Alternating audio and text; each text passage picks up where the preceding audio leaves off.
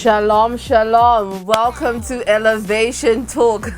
I'm your host, Prophetess Njifia Mwale, and I'm going to be talking you into your next level. I hope you're excited. I'm so happy and so thankful to everybody who tuned in last episode and everybody who shared our video, whoever liked it, left a comment. You know what? God bless you. I appreciate people like you, and I hope that all of you who are going to watch this today can share it with somebody who needs to know. Like my motto goes, basically we'll be getting the continent woke one click at a time, and if you can share this, I'll really appreciate that, because I'm going to be teaching all of the things that we should have learned in school but didn't quite get to learn, and I hope you're excited about that.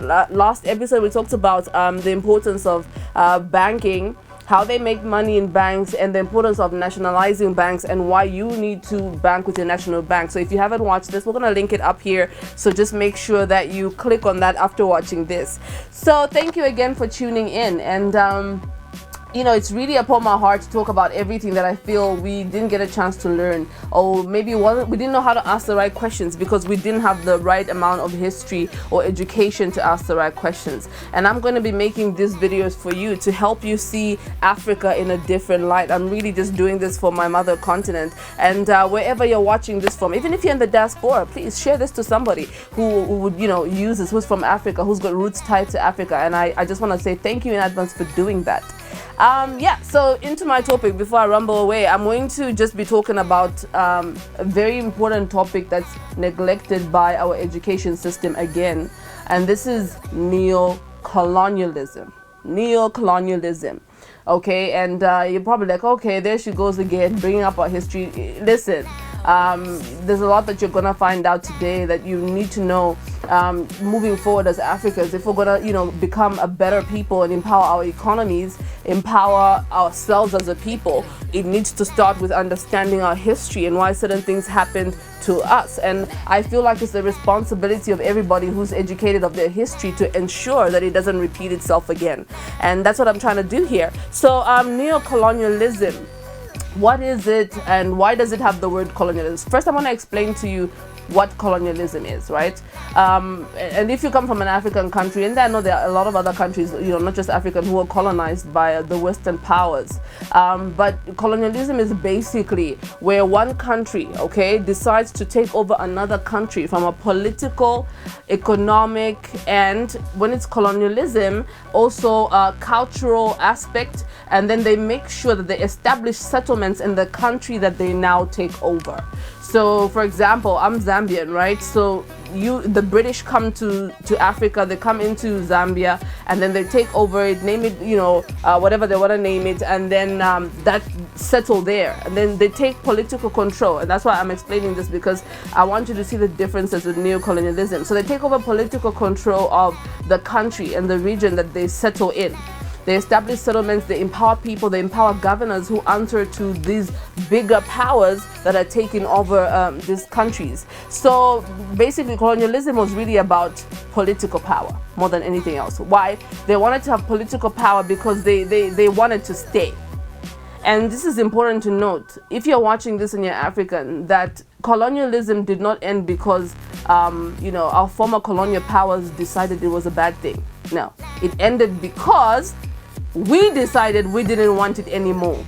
So there's always a danger when somebody left unwillingly, because they still see the potential and the impact they had on living off the resources that came from Africa for free. And you know, colonialism is really just pushed. Basically, the biggest motive is the minerals that God has blessed Africa with and what we possess, and also the work ethic of the people, you know, having free labor, cheap labor, as well as producing minerals that a lot of European countries do not have. When you look at the Western world, they don't have a lot of things that God deposited on this side of the world. And so they realized that. And the funny thing, you know, they started to try and colonize us in about 1600s. A lot of people don't know this. It started in 1600s, 1700s. They came over and they died of malaria and other things, right? So by the time they were taking over in the 1800s, they had already test run. They already knew what they were going to find here in Africa. And just to note, the British were actually among the last to colonize countries. The first were the Portuguese and the French. Okay, so that's why when you look at the map, you see which are the Francophone countries. You see that they are at the top of the map of Africa, closer to other continents. So they had taken over. So the British came towards the end of Africa when everybody had already scrambled. The Portuguese were in control, and the Portuguese had a lot of countries under their belt. The Portuguese and the French, and then British came along, and yeah. So I've explained what colonialism is to you. We know that all African countries are independent, but there's certain things that aren't spoken of. Like recently I discovered that there's still some Francophone countries that have been paying colonial tax to France. Still 2019, I discovered this in 2019. How is an African country still paying colonial tax? Because there were a lot of treaties that were signed in order to allow in order for them to decide to leave in a sort of like a favorable manner. So a lot of unspoken treaties that were there, and some of them still had some of these clauses that we need to reconsider as a continent, and also just as an African Union. So that's what colonialism is. So we got our independence. We know the stories, right? All the freedom fighters. Kenyatta, Nkrumah, Mugabe, Kaunda, all those men, right? So they did such great work, and we thank God for their lives. However, we had a problem, and this new problem was stemming from imperialism. Imperialism became almost like the new colonization. And what it was is that it moved from colonialization to neo-colonialization. Now, what's the difference? Neo-colonialization is when a country comes into another country, but they decide to take economic policy power to manipulate it, okay? And they do this without wanting the political power. And neo-colonialists, unlike the colonialists, they do not want to settle in your country. They just want the plunders that your country has, and just to push their ideologies into your countries as well. And we've seen this numerous times in Africa, because we're constantly receiving aid from international bodies and from these big powers. So what do? They control your economy when they give you the money, and then they say, okay, so we're going to give you aid, all right, for all the poor people who are dealing with, for example, whatever diseases would stem out of Africa, or poverty-stricken people who don't have water. We're going to give you the aid, but we want you to change your policies, maybe on, for example, gay rights, or we want you to change your policies on planned parenting, or we want you to do something. So they bring something to the table, because they realize that now they're not going to walk into Africa and bring guns and shoot. These days Africans also have guns, right? So it's going to be a war, and which was the initial issue when they came in the 16 and 1700s. When they came with swords, right, thinking that they were going to take over, and then they found that Africans had spears, Africans had axes. So they realized that, okay, so we need to come with another route. So they used technology, and that's how come they improved the guns that they had, and they were able to take over Africa. So back to neo-colonialism. Neo-colonialism is a government basically using soft power as opposed to hard power. Hard power is where you come in, you create a seed, you cause a war, you create slaves, you tie people up, you kill, this bloodshed. And they realize, now there are sanctions to, globally there's sanctions to doing things like this. So how do we move forward? They decided, you know what, we're going to use soft power. Soft power is basically bringing something alluring to the table by a country, right? They bring something that you'd be interested in, something that would be beneficial to you in order to benefit from your economy, and in order to influence your ideologies, your culture, and your policies. I hope you're paying attention. So they do this to you, and you don't realize it, because most of the times we need aid. And sometimes we need to, as African people, think about aid. What is aid really doing for us? And I like what I mentioned this in my other video as well. I like what President Nana of Ghana says. He says, listen, we've been aided from the time we were getting our independence. And some of the earliest countries like Kenya, who got the independence in 1963, Zambia 64, you know what I mean? So we've been receiving aid and nothing has changed. We need to look at what is the fundamental principle behind this aid. Why isn't the aid developing us, right? Because they'll create boreholes, but they're not ever going to connect pipes that are going to give water people permanently. So we need to think about what's the agenda behind some of the aid we're receiving, and is it okay for people to give us aid and then just control the way we make our laws, control the policies we have in our countries when our cultures are totally different? And I enjoy what the Rwandan president did some years back. I'm not sure when exactly, but I remember there was a time when the Americans withheld aid from Rwanda. And they said, we're not going to give you aid if you don't do A, B, C, D. And he said, you know what? Oh, guess what? We don't want you to give us aid. And that's how they began to build their economy. And when you look at Rwanda's economy, it's one of the most thriving African economies, because they realized that at the end of the day, if people are going to be controlling everything in our culture because they gave us money, then we need to find another way of, winning. So that's the danger of aid. Who is it really aiding, and is it bringing in neocolonialism into our countries?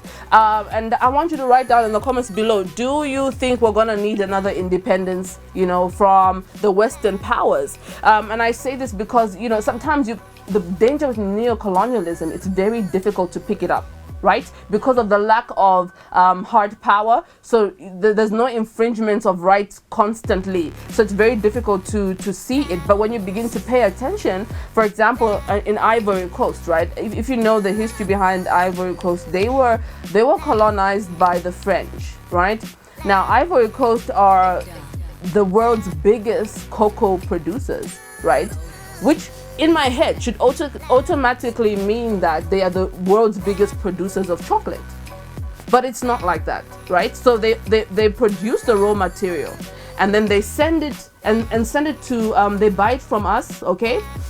Or they come and they mine from us. They get the raw materials, which is part of like what the Marxism theory talks about. Why are the people who are producing the products not given the means of production?